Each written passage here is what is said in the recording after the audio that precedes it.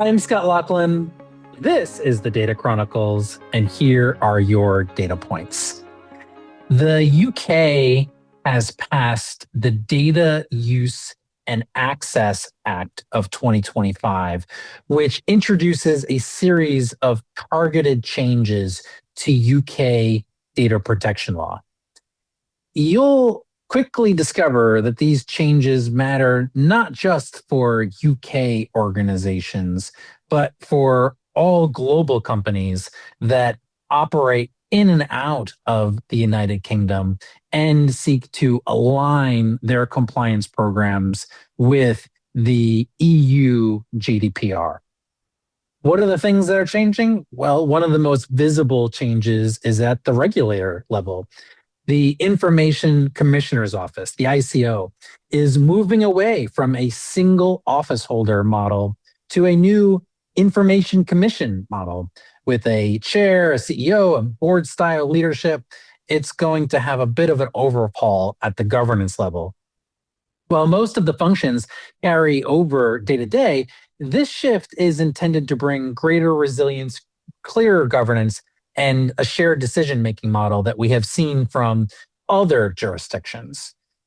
We have also seen that it's not just a change in process, but there is going to be practical changes across several key compliance areas, things like cookies and automated decision-making, new issues surrounding international data transfers and kids' privacy. The legislation really shows a big shift in perhaps the way the UK is thinking about data protection. Not so much that the standards are all that different than what they have been in the past, but it may indicate some level of more pragmatism, some more clear balance between commercial realities and enabling economic development while still maintaining rights to individuals. To discuss this new balance between pragmatic approaches, economic development, and traditional data protection laws, I've invited two of my colleagues to the podcast, Nicola Fulford and Katie McMullen, both members of our UK data protection team, who are working with the ICO on data protection matters on a daily basis. And so there are no two better people to explain these changes and what they mean for organizations operating in and out of the UK. Nicola, Katie, welcome to the podcast. Hey, Scott. Hi, thank you for having us. Good to see you. So, Nicola, why don't we get started maybe with a question for you? As I understand it, there has been some potential changes happening within the UK ICO. What are those changes that are capturing people's attention, and how do you think that may impact the ICO's role going forward? Thanks, Scott. So last year, the new Data Use and Access Act 2025, or DUA, was passed. And the broad intention behind that was to simplify and streamline various parts of the UK GDPR and also the privacy and electronic communications regulations, amongst some other laws. And I think it's worth saying here that a lot of our clients are very international. And so you may need to be subject to the UK GDPR, even if you're also complying with the normal EU GDPR. And this law had some significant new obligations that companies operating in or targeting the UK will need to take note of. The first DUA provisions came into force last August. There were a number of key changes that became effective in February this year, and then the last set are expected around June this year.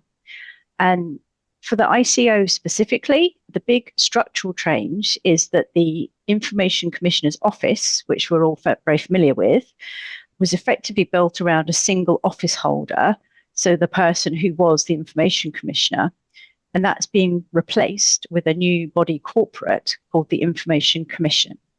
It's going to be led by a chair, a chief executive, and then executive and non-executive members. So the decision-making is going to be shared rather than concentrated in one individual.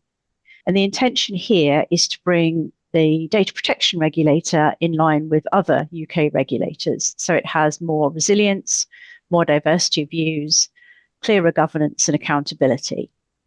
From a sort of day-to-day basis, I don't think this is going to really change what they do for most organizations. A lot of the functions just carry over. And actually, in a meeting I was in recently with the new CEO and their executive director of regulatory risk and innovation, they commented they were intending to retain the sort of branding ICO, as it's so well known. But it will be worth keeping an eye on how the new leadership structure affects their guidance and enforcement priorities. Particularly, these are also changing in line with wider changes from the UK government, asking all regulators to focus on economic growth. So we are seeing sort of a bit of change in direction here. From an enforcement perspective, there are two new investigatory powers coming. One is it will enable them to commission a report from an appropriate person so they can find out, for example, understand technical information about something. And also they can require a person to attend an interview, which they can't currently do. Interesting. So will the new kind of leadership be two people or more than two people? Is that clear? Yes, it's a kind of a board. So there is a chair and a CEO, but I think the intention is that those office holders, the executive and non-executive directors, will have much more of a role than, there's not an equivalent of those currently in the ICO. So, Nicola, that's really interesting that there is a change, call it at the top within the ICO. Interested to understand if we are now anticipating changes, call it substantively, within UK data protection law. So, maybe, Katie, I'd ask you, are there substantive changes anticipated under DUA? And in particular, are we seeing those changes, in specific aspects of day-to-day operations or different types of technologies that are targeted? Yeah, definitely, Scott. So I think somewhat of a gear change, but I think one topic that every sort of website operator is grappling with sort of globally is around the issue of cookies and tracking technologies. And there have been some significant changes from a UK perspective in terms of when consent is necessary. So I think in terms of the key shift that's brought in under DUA, it expands on the categories of cookies. So we're talking about any storage or access technologies that are not required to have prior consent. So there's always been an exception for strictly necessary cookies, and there have been some additional exceptions added in the UK context. So we now know that certain analytics cookies for collecting statistical data around website performance, functionality cookies around a website appearance or user experiences, or cookies used for security purposes or fraud prevention detection are going to be outside of the consent requirements in the UK. I think broadly this is quite aligned with how the ICO has been enforcing cookie consent in practice. So we saw when they did a sweep of the top 1,000 websites in the UK recently, they focused primarily on advertising cookies, and that's now been codified through DUA. But in terms of what this means for the companies we work with in practice, we're certainly not saying to rip out consent prompts overnight. The starting point whenever we're thinking about cookie consent compliance is always a sort of mapping exercise in terms of looking about what sort of cookies and tracking technologies are deployed across digital properties, and then trying to categorize them across these new exemptions, and then taking a view on what you're comfortable to kind of put within these more broad exceptions for cookie consent. I think the tricky part of all of this is obviously these exceptions only apply in a UK context. So a lot of our clients are thinking about this more on a pan-European and UK perspective. So, while it sounds really fantastic in practice, it can be quite difficult to actually deploy in this way, sort of carving out the UK and taking a different view on what might be considered essential or strictly necessary. We can understand, it may present certain operational challenges if you're trying to get your marketing, your product, your legal teams all aligned on, what needs consent in the cookie space versus what might be exempt, and then sort of having this wider latitude in the UK. So, I think that's a helpful call out, but maybe more relevant for companies that are sort of more focused or targeting the UK in particular. I think it's probably also mentioning, though, that one change that's brought in with Jura in the cookie space is that the fines have been aligned with what they are under the UK and EU GDPR. So previously, fines for cookie consent breaches were limited to a maximum penalty of £500,000, but they've now been brought to the GDPR level of fines up to £17.5 million or 4% of global annual turnover. So we've seen a shift in risk profile as well as a lessening in the consent rules. I think I'll just finally add by saying that change in the enforcement regime also applies to direct marketing and SMS messages as well. So that change in risk profile means we've now got higher penalties for falling afoul of your direct marketing rules. Yeah, I mean, the idea, as you were mentioning, there's going to be, some perhaps relief of maybe creating larger exemptions and creating kind of areas where there's opportunities for clients to comply with the obligations in different ways. But if it really only limits to the UK market, it's almost like, well, it's only going to help probably a handful of folks. And, similar to what we see in the United States, if there is a requirement to impose different types of cookie consents in one state, it's not really all that helpful. If I have to do something different in state one versus state two, I end up having to go to the least common denominator in order for us to do this effectively. It sounds like the same is going to be true within side of this new standard for cookies within the UK. You got it in one, Scott. That's exactly right. Yeah. Although I would just add that because the e-privacy law comes from a directive and not a regulation, not every country in the EU is completely standard in terms of what they regard as necessary cookies and how they enforce those.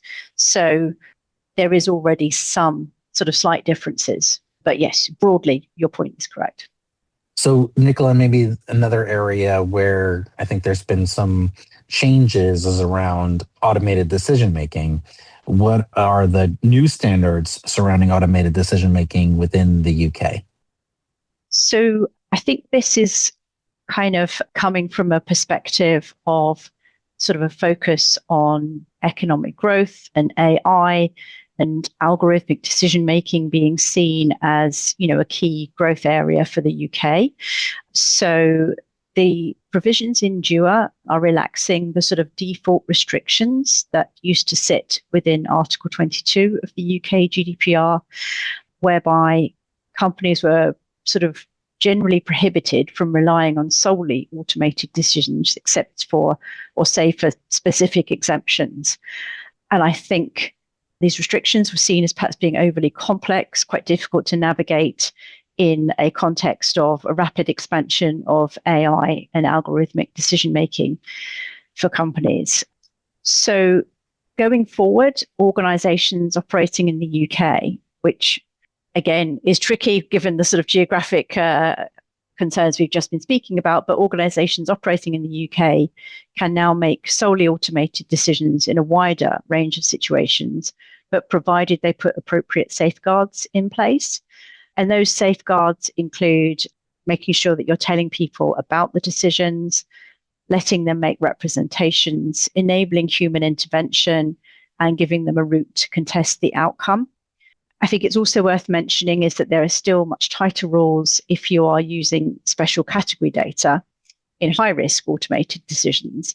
And of course, the kind of the real problem there is separating what is special category from other personal data.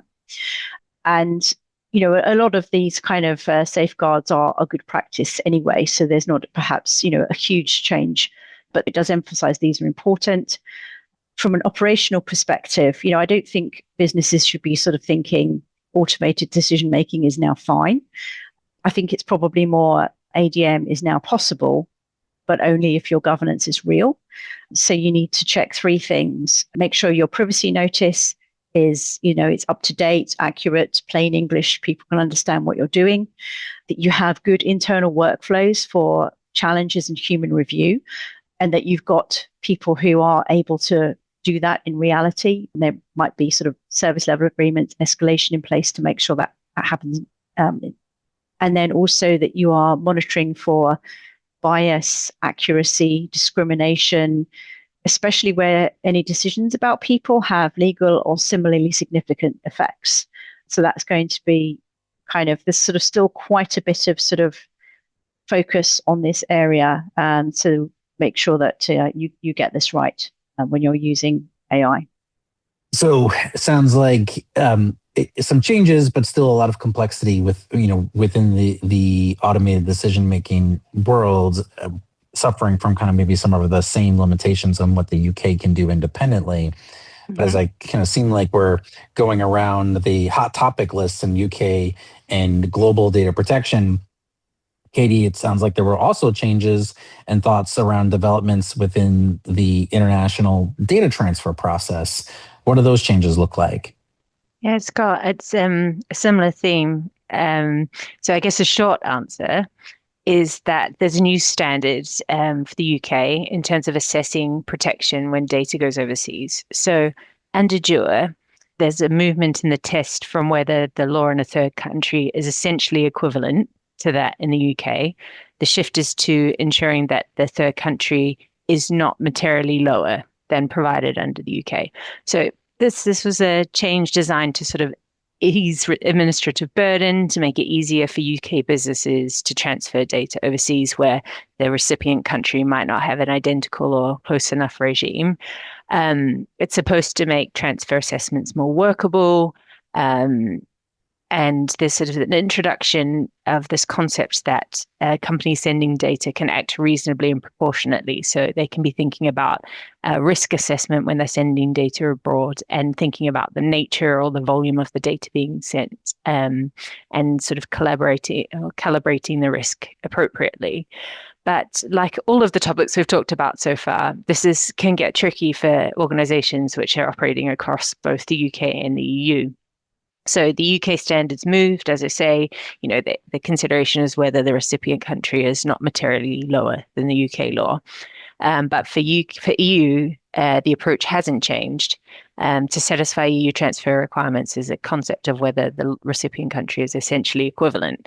So like you've alluded to in the US state scenario and like the other scenarios we've talked about, practically organizations tend to think about the sort of highest common denominator and work towards that. So while there is this latitude to sort of take a more risk-based approach to the UK, the reality is we're likely to see more businesses thinking about it in a European way.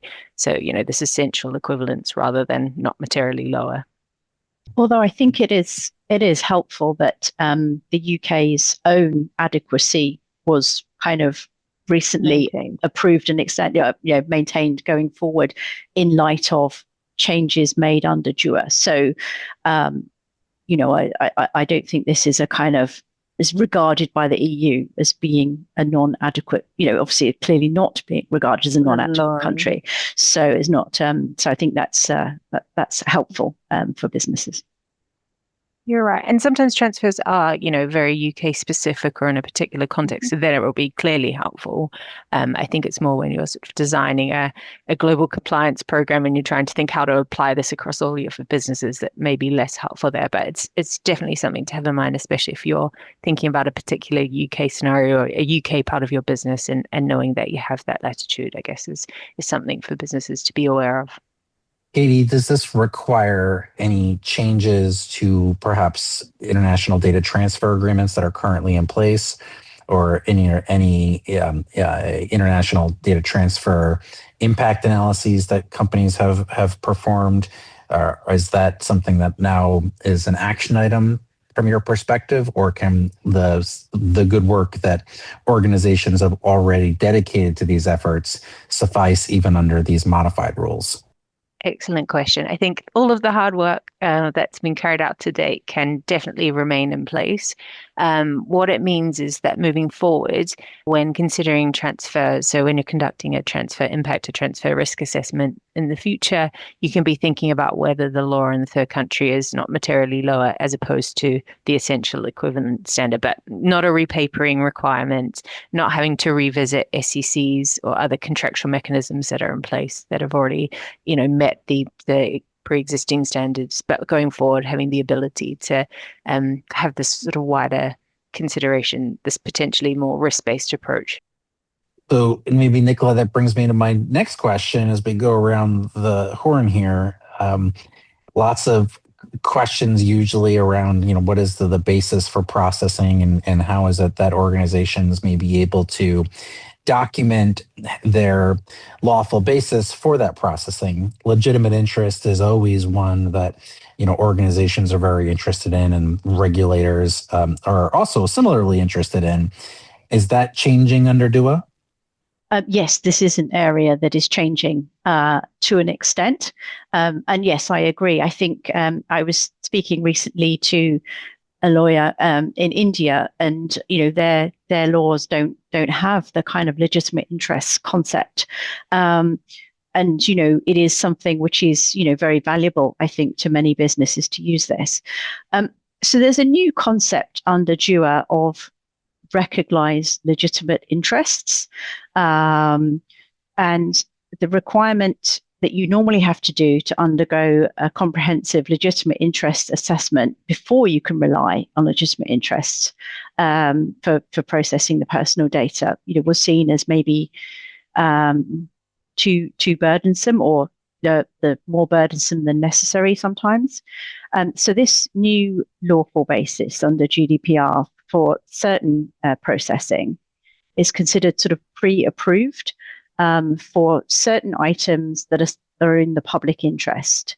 And it's not sort of everything. So it's things like crime prevention or safeguarding vulnerable people in the context of emergency response or national security. So there's quite a limit to those interests.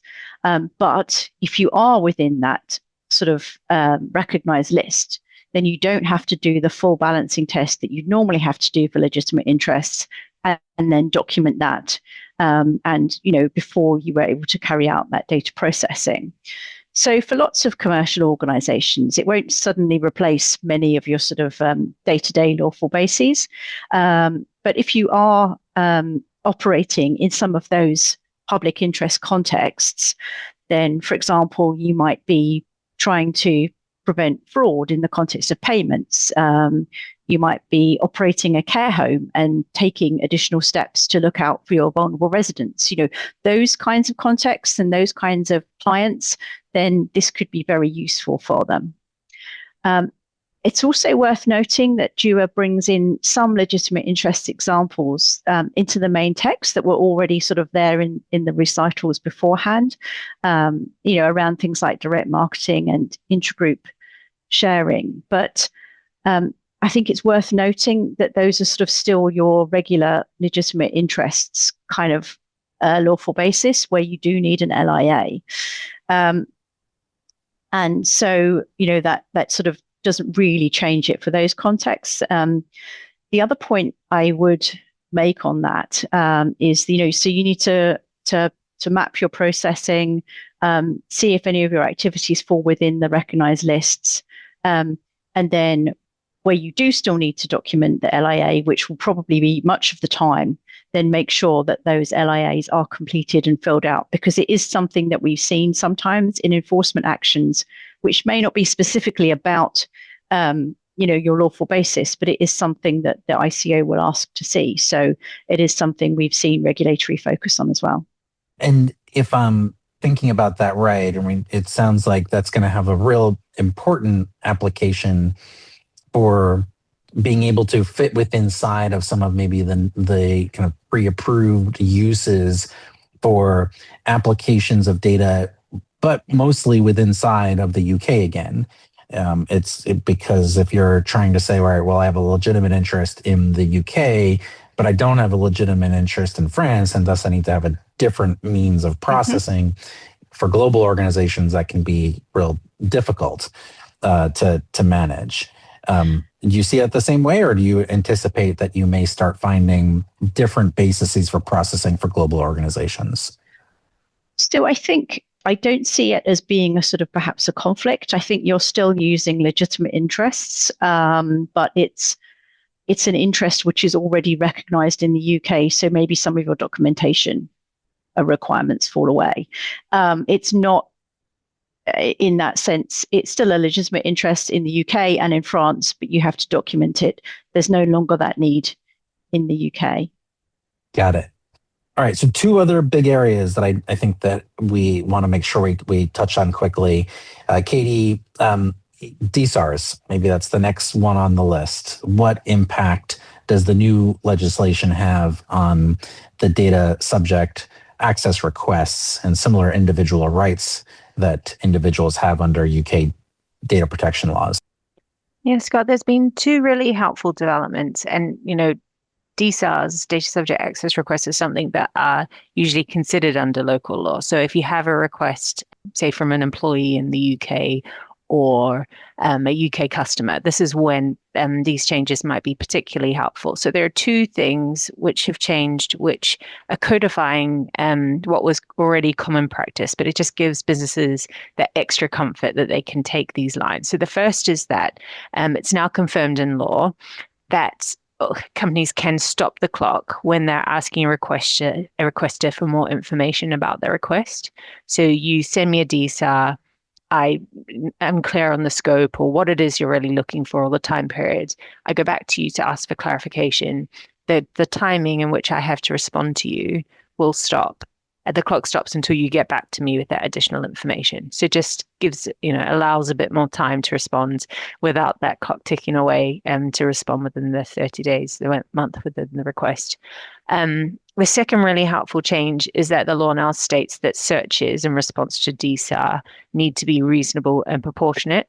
So that age-old issue of a subject access request coming through for all my emails ever within the company, or going back a very long period of time, businesses have now got the statutory footing to be able to say, this isn't a reasonable and proportionate search. It's been something that's been in case law and in guidance before this, but it's now codified as a result of DUA. And the ICO very quickly updated its guidance to sort of reflect these two important points that will help dealing with DSARs in practice to become a bit more manageable. And another, I think, area that it's often been at least a lot of source of attention across the Atlantic, especially here in the United States, is around children's privacy.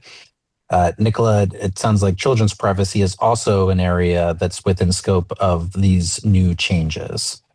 Yes, that's right, Scott. And as you say, we've seen a lot of focus on the use of children's data globally, but particularly in the UK. The headline now under DUA is if you provide an online service that's likely to be accessed by children, you are now expressly required to take account of specified children's higher data protection matters when you design and run that service. So that includes how best to protect and support children on the service, the fact that children merit special protection because they may be less aware of the risks or the consequences and their rights, and also that children have different needs at different ages and stages of development. So it's not just child, not child, but younger children may have different needs to sort of early teens, perhaps. This does build on the existing UK GDPR requirement for data protection by design and default. But the difference here is that it makes children needs explicit.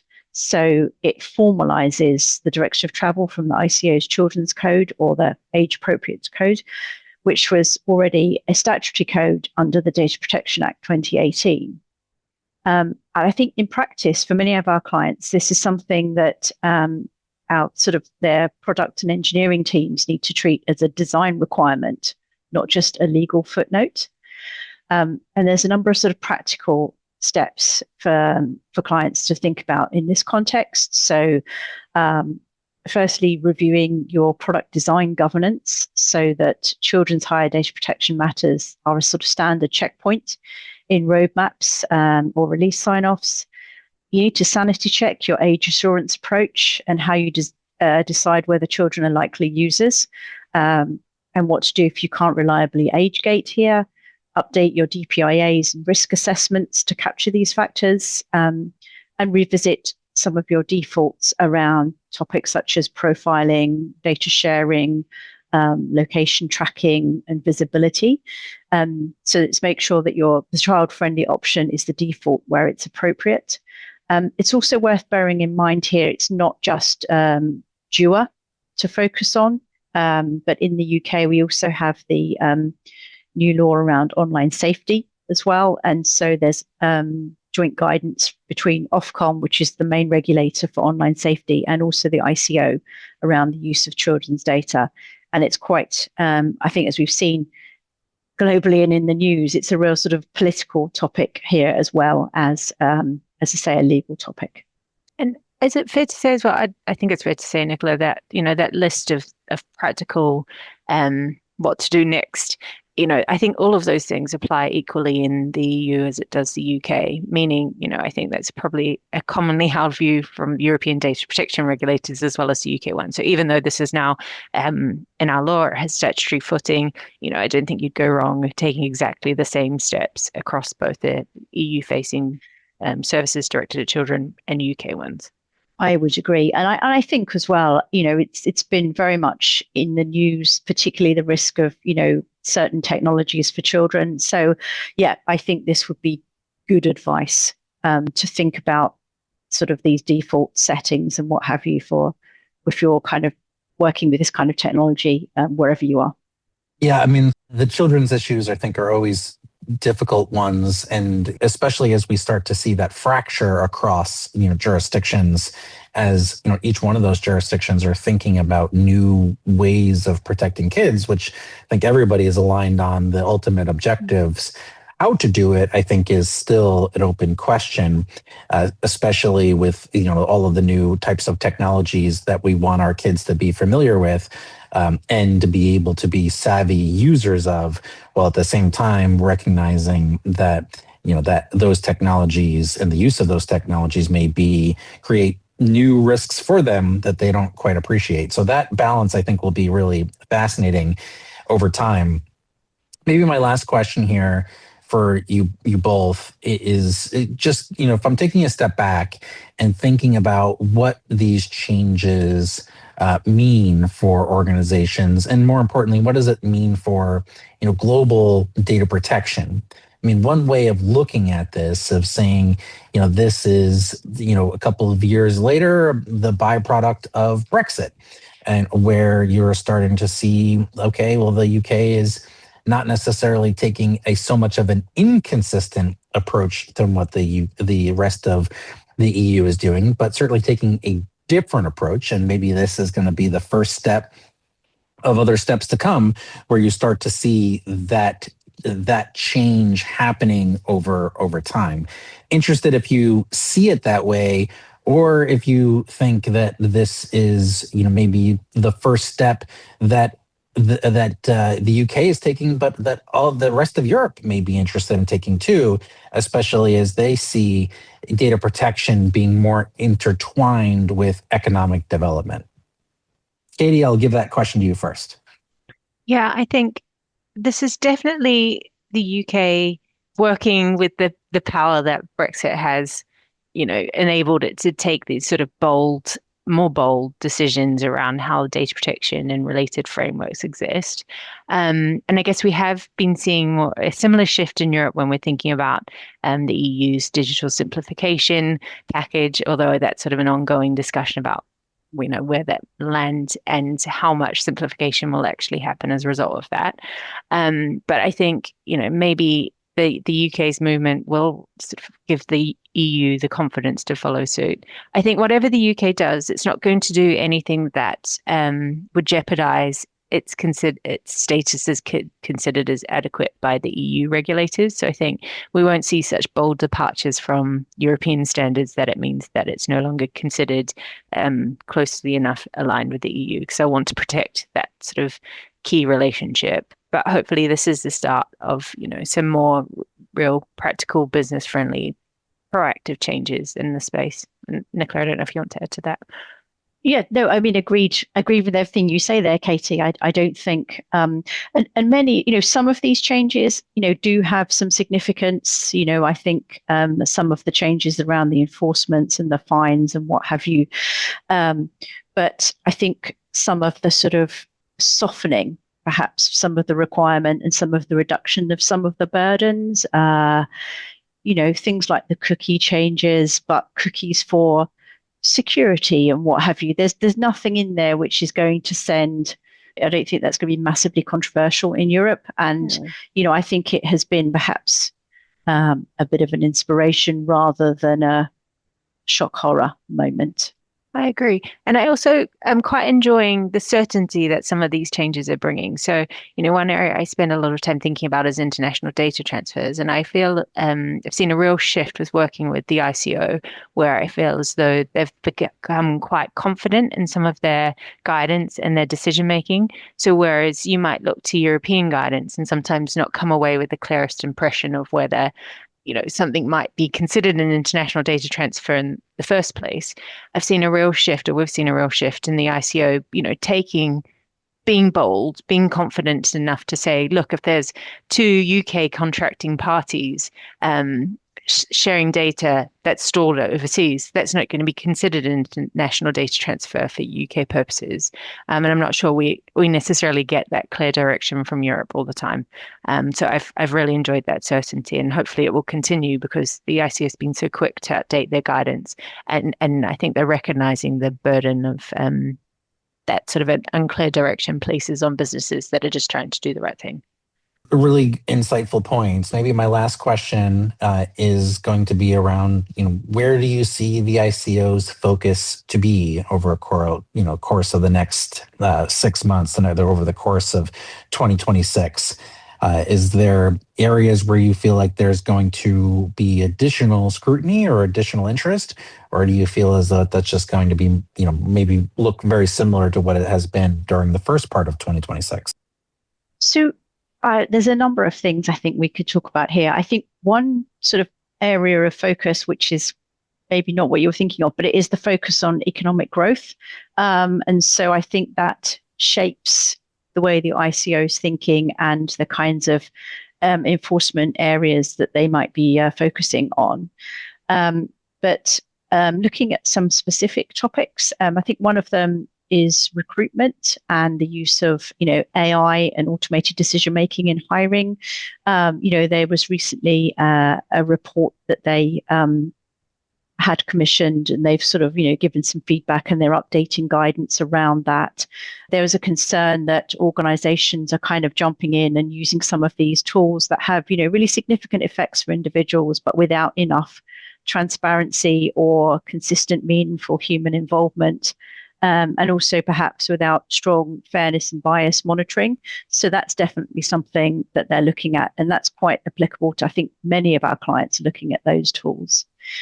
I guess sort of perhaps slightly more horizon scanning. They've done some recent work on agentic AI. And, I think they are, the message there is, if you're buying or integrating AI agents, then you're still responsible for compliance, So, I think you need to think about your controller processor roles across the sort of supply chain, purposes, unexpected uses of data, and new cyber risks that are brought in from those kinds of tools. And I think, again, ICO is not just working in isolation. There is the DRCF, which is the CMA, which is the sort of competition regulator, Ofcom, which we've already touched on online harms, the FCA, the financial services regulator, and ICO. They're all part of this body, and they've also, recently produced a paper on agentic AI. So that, I think, is definitely a focus area. One from you, maybe, Katie? Yeah, I was just going to say, a lot of the changes we've mentioned earlier in the podcast are definitely in the areas we think they're focusing or know they're focusing on. So children's data processing is definitely a hot topic in terms of age assurance, age verification, and biometric data continues to be, a topic of interest, although there aren't any changes coming out of JUA. International data transfers is always, under consideration. And last year there was a big push on cookies. So I don't know, I should expect that later this year we'll see the outcomes of the ICO's investigation into the top 1,000 websites in the UK. So we'll see whether the combination of the changes around cookies that have come in as a result of JUA and that work last year will come together and maybe, see what the outcome of that was and what the ICO's expectations are there. I think something else that's worth flagging that's going to be of interest to many of our clients is there are some changes in DUA around the meanings of research purposes and consent to research. And the idea is to make it clearer and that this does include commercial scientific research. So a lot of our kind of clients, particularly in the life sciences kind of sectors, will be interested to see how that develops. I think allied with that, there are changes to the NHS and Department of Health, and there's a new law there around health data. So that's going to be something that's not ICO specific, but there will be changes in how you can use particularly health data, but personal data for research purposes more generally. And that will be worth looking out for. Really great insights from both of you. And I appreciate your sharing kind of your expertise in this space with me and with our audience. So thank you both, Katie and Nicola, for joining today's podcast. Thank you, Scott. Great to see you. Thank you. Thank you. Good to talk to you. With that, I'm Scott Laughlin. This is the Data Chronicles, and those were your data points.